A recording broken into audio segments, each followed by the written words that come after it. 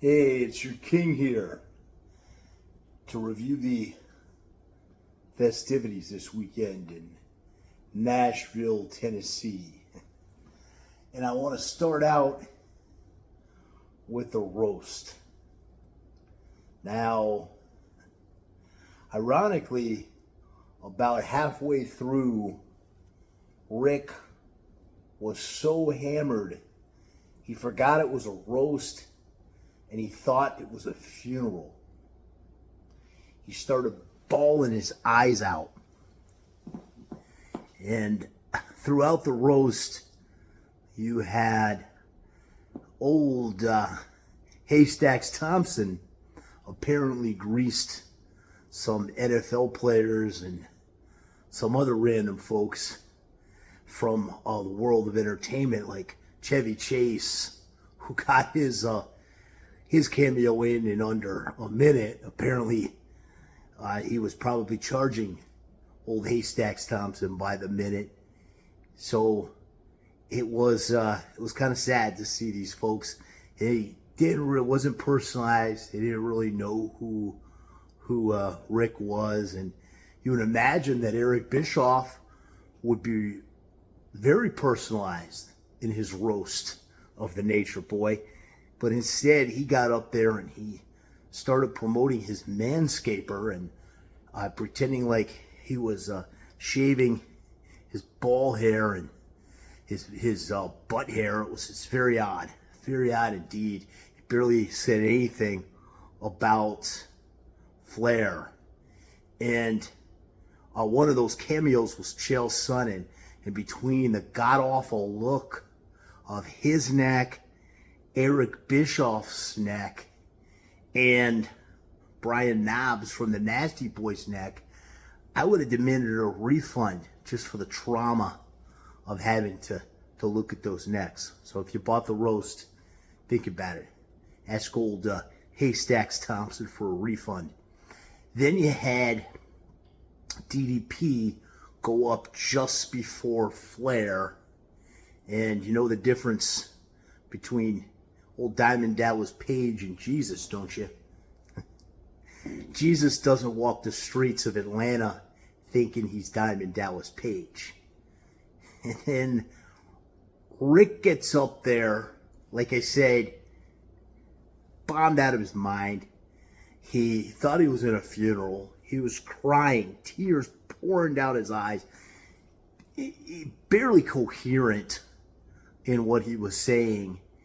And Rick, Don doesn't act that way.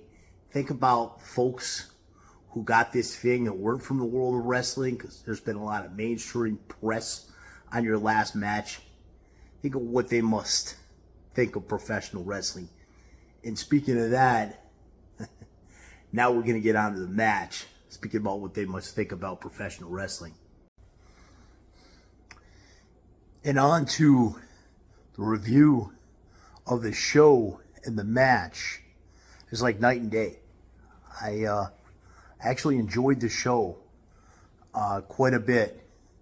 I love the old school Jim Crockett promotions, the set, mixed with the new school.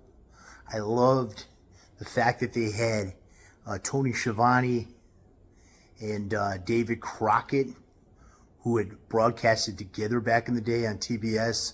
For older folks like me, they used to love World Championship Wrestling show on TBS back in the 80s. That was great. I loved that some guys I know and had been on shows with, and gals, were on the show. Starting with Kevin Cross, who was on my old King's Court show, and I did a show with in Las Vegas back in 2016.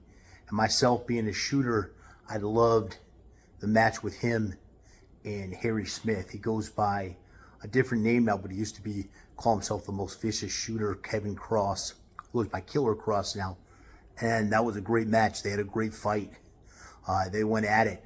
And Harry Smith is scientific wrestling coach for Jake Shannon's organization that I had just booked Jake here for an interview with Hannibal. I loved Ricky Morton, who I worked on shows with for Southern Championship Wrestling.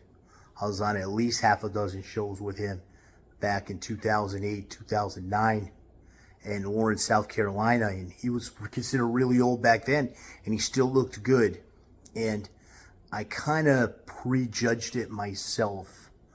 And I started thinking, you know, hey, if I would have booked this, because I booked independent pro wrestling shows, I booked MMA fights, MMA cards. I've booked grappling cards, one that's here on the Hannibal TV.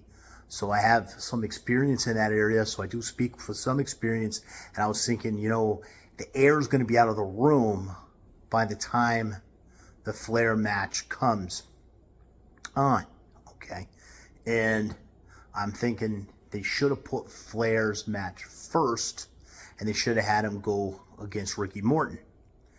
And I was proven wrong, and we'll get to that. Got to Jordan Grace, who I was worked for Max Messiah shows, the promoter that does shows in Guyana some years ago.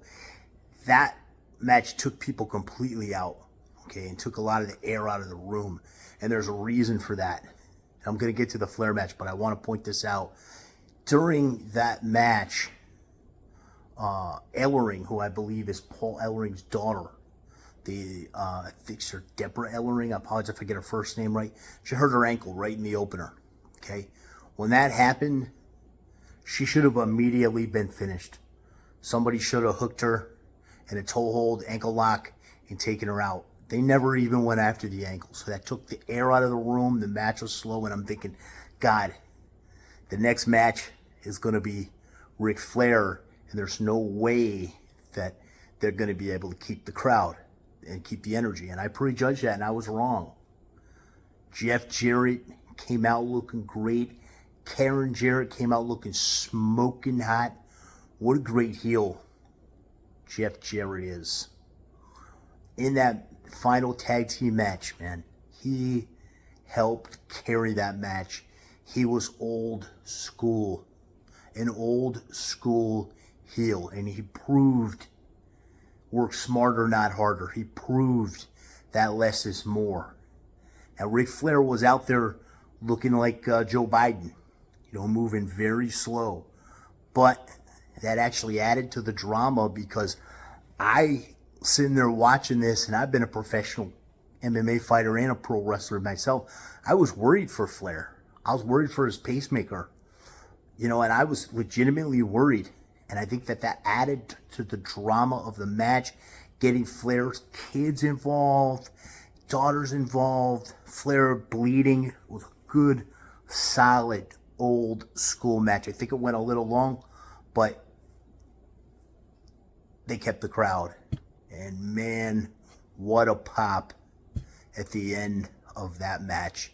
So, despite Flair out there looking like Joe Biden, there was not a lot of heat to his chops at all.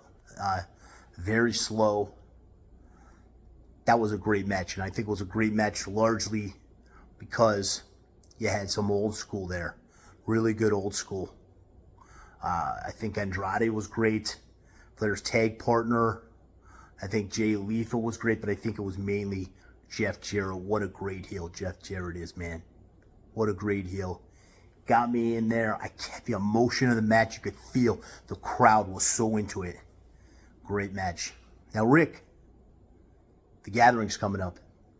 Bill Hazelwood, one of the bookers for The Gathering, was with me when I beat the hell out of your late son Reed's old amateur wrestling teammate in South Carolina, in Spartanburg.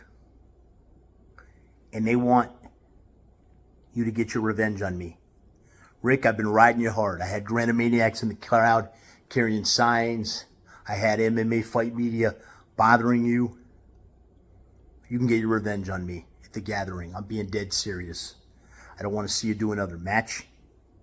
And this is going to be real as it gets. You get 20 unanswered chops on my 52-inch chest. And I know you want to do it. I know you legitimately hate me. There's been a lot of stuff going on these last couple of days with all these media contacting Wendy for comments. Fight media.